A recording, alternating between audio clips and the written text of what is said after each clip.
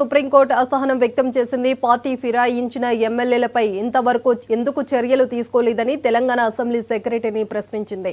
తగిన సమయం కావాలని కోరగా ఇంకెంత సమయం కావాలని, శాసనసభ గడువు ముగిసే వరకా అంటూ ఆగ్రహం వ్యక్తం చేసింది.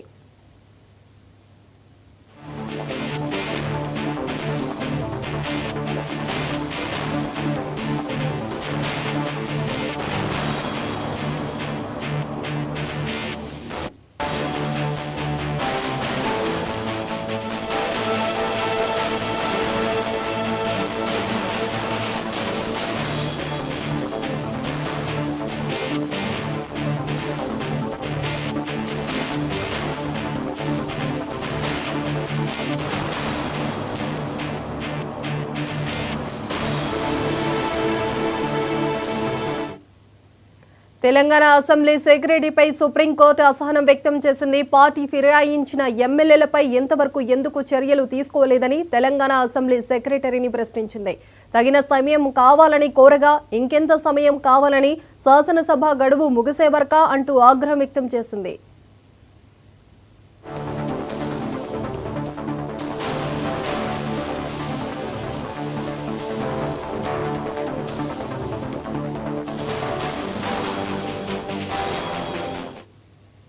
ఇదే అంశంపైన పూర్తి సమాచారం స్పెషల్ కరెస్పాండెంట్ రాజ్ కుమార్ అందిస్తారు. రాజ్ కుమార్,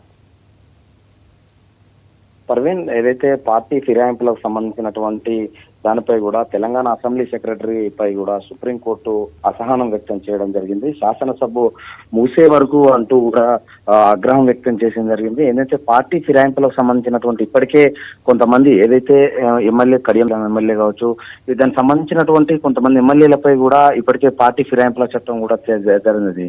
దీన్ని దృష్టిలో పెట్టుకుని ఇప్పటికే హైకోర్టు ఇచ్చిన తరహాలో కూడా దానికి సంబంధించినటువంటి ఎలాంటి నిర్ణయం తీసుకున్నాయో దీనిపై మాత్రం శాసనసభ గురిసేదాకా అంటూ కూడా ఈ సభకు సంబంధించినటువంటి సెక్రటరీ ముఖ్యంగా కూడా వ్యవహరిస్తారు. కానీ ఈ పార్టీ ఫిరాయింపులకు సంబంధించినటువంటి అంశంలో అసెంబ్లీకి సంబంధించి ఏదైతే సెక్రటరీపై కూడా సుప్రీంకోర్టు అసహనం వ్యక్తం చేసింది. పార్టీ ఫిరాయింపులపై నిర్ణయం తీసుకోవడానికి మీ దృష్టికి తగిన సమయం ఎందుకు రావడం లేదని కూడా చెప్పింది. అంటే రీజనబుల్ టైం అంటే మహారాష్ట్ర తరహాలో కూడా ముందుకెళ్లాలని, అంటే టైం ఏమన్నా తీసుకోవాలని అనుకుంటున్నారా అని కూడా ఆగ్రహం వ్యక్తం జరిగింది. దీనికి సంబంధించినటువంటి దాంట్లో విచారణ అసెంబ్లీ ఇప్పుడు ఏదైతే పార్టీ ఫిరాయింపులు చేసినటువంటి ఎమ్మెల్యేలపై ఎందుకు విచారణ తీసుకోలేకపోతున్నారు, ఎందుకు ఆలస్యం అవుతుందని కూడా సెక్రటరీని కూడా మాట్లాడడం జరిగింది. అంటే మీ దృష్టిలో టైం అంటే ఎంత అని కూడా కొంచెం ఘాటు వ్యాఖ్యలే కూడా సుప్రీంకోర్టు చేయడం జరిగింది. అంటే టైం ఎంత తీసుకోవచ్చు అన్న దానిపై కూడా పూర్తి స్థాయిలో ఎందుకు చెప్పలేకపోతున్నారు, పార్టీ ఫిరాయింపులపై ఎందుకు నిర్ణయం తీసుకోలేకపోతున్నారని